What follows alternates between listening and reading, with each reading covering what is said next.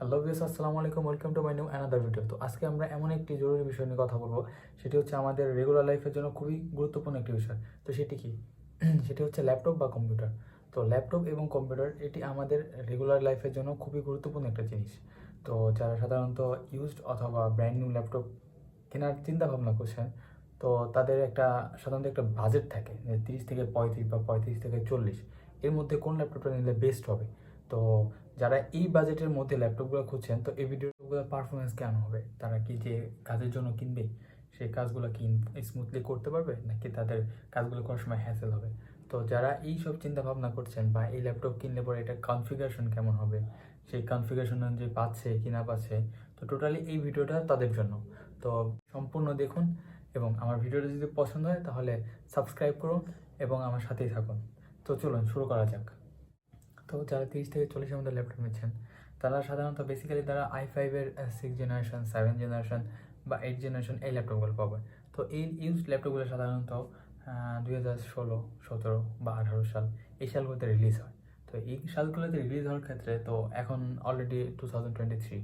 তো অলরেডি যদি আমি বেসিক্যালি যদি বলি যে 2016-এর 6 জেনারেশন, তাহলে অলরেডি এদিকে হচ্ছে আপনার 4 বছর আর এদিকে 3 বছর, টোটাল 7-8 বছরের আগের একটা ল্যাপটপ। তো 7-8 বছর আগে একটা ল্যাপটপের পারফরমেন্স যদি এখনও আপনি ইউজ নেন, তাহলে পারফরমেন্সটা একটু হলেও কি ফল হবেই, এটা স্বাভাবিক। আবার 7 জেনারেশন নিলে 17 সাল, 8 জেনারেশন নিলে 18 সাল এরকম। তো এটা জেনারেশনটা সাধারণত সাল অনুযায়ী আসে এক একটার পর এক একটা। যেমন এখন 2023, তো এখন আসছে হচ্ছে 12 জেনারেশন।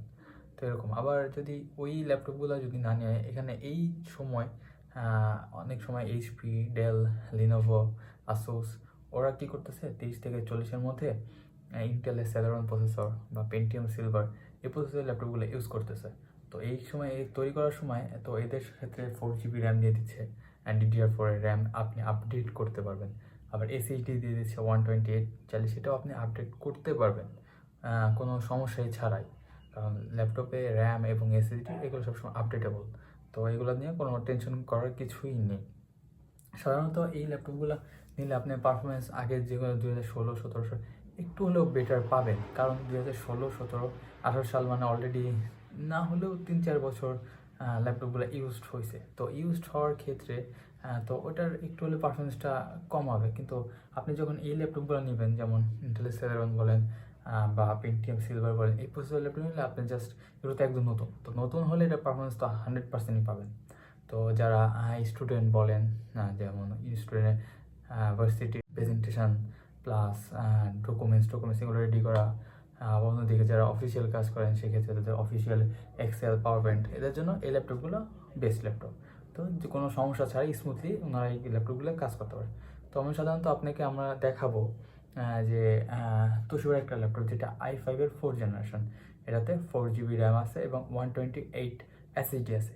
তো আপনার এই ল্যাপটপগুলোর পারফরমেন্সগুলো ভালো, আমি বলতেছি না যে খারাপ হবে, কিন্তু ইউজড হলে কি একটু মেন্টালি মানুষের উইক থাকেই যে কি হয় না হয়। তো সেক্ষেত্রে এগুলো আপনি চাইলে নিতে পারবেন। তারপর এটার কারেন্ট কন্ডিশন এখন কেমন আছে না আছে এগুলো দেখে আপনাকে নিতে হবে। অন্যদিকে আবার যদি আপনাকে আমি একটা ডেলের ল্যাপটপ দেখাই, যেটাতে i5-এর 8 জেনারেশন আছে, 8 GB র্যাম পাবেন, 256 GB এসএসডি পাবেন, র্যাম এবং এসএসডি এগুলো বাড়াইতে পারবেন। সেক্ষেত্রে আপনি ডেলের ল্যাপটপও দেখতে পারেন। তো অন্যদিকে এরকম অনেক ল্যাপটপ 7 জেনারেশন, 8 জেনারেশন ল্যাপটপগুলো আছে। তো অন্যদিকে আবার আপনাকে যদি আমি দেখাই নতুনের দিকে, এখানে একটা এইচপির ল্যাপটপ আছে নতুন। এটা হচ্ছে ইন্টেলের পেন্টিয়াম সিলভার প্রসেসর। এটাতে 4 GB র্যাম পাবেন, 128 GB এসএসডি পাবেন, র্যাম আপডেট করতে পারবেন, এসএসডি আপডেট করতে পারবেন। আপনার এটা 4 কোরের ল্যাপটপ। তো ল্যাপটপটা আপনি নিজে দেখতে পারতেছেন। আর নতুন হচ্ছে কি, নতুন হলে কি হবে, আপনার কোনো সমস্যা বা চিন্তা মানে আপনার মেন্টালি এটা আসবেই না যে এটার কোনো কিছু হইতে পারে বা হইছে, এমন কিছু চিন্তা আসবেই না আপনার। তো সেক্ষেত্রে আপনি এই ল্যাপটপগুলোতে দেখতে পারেন। তো এখানে আবার কি হয়, নতুন ল্যাপটপগুলোতে আপনার অরিজিনাল উইন্ডোজ পাবেন। তো সেক্ষেত্রে আপনি এগুলো চালু করে প্রথমে দেখতে পারবেন না, ঠিক আছে। তো এই ক্ষেত্রে এগুলো পারফরমেন্সটা বেস্ট। আর অন্যদিকে আপনি আসুসের একটা ল্যাপটপ দেখাচ্ছি, এটাতেও আপনি সেম ইন্টেলের সেলেরন প্রসেসর পাচ্ছেন, 4 GB র্যাম, 128 GB এসএসডি পাচ্ছেন। তো এইটাও দেখতে পারেন, এগুলো পারফরমেন্স বেস্ট। আপনি নর্মালি যদি অফিসিয়াল কাজ স্টুডেন্ট হিসেবে এই কাজগুলো করবেন, তো এগুলোতে আপনি স্মুথলি করতে পারবেন কোনো সমস্যা ছাড়াই। তো অন্যদিকে আবার আপনাকে এইচপির আরেকটা ল্যাপটপ দেখাচ্ছি, ইন্টেলের সেলেরন প্রসেসর। এটাতে আবার কি দেখছেন, এটাতে আবার 16 GB র্যাম এবং 512 GB SSD। তো এটাতে র্যামও অনেক বেশি আছে এবং এসএসডি অনেক বেশি আছে। তো এটার পারফরমেন্সটা টু গুড। তো এটা নিয়েও কোনো কথা বলার নাই। তো এইগুলো যদি নেন, আপনি বেসিক্যালি এগুলো দিয়ে আপনি সব ধরনের কাজই করতে পারবেন। তো অনেক সময় হয় কি যে 30 থেকে 35 বা 35 থেকে 40-এর মধ্যে টোটাল টাকাটা তো অনেক।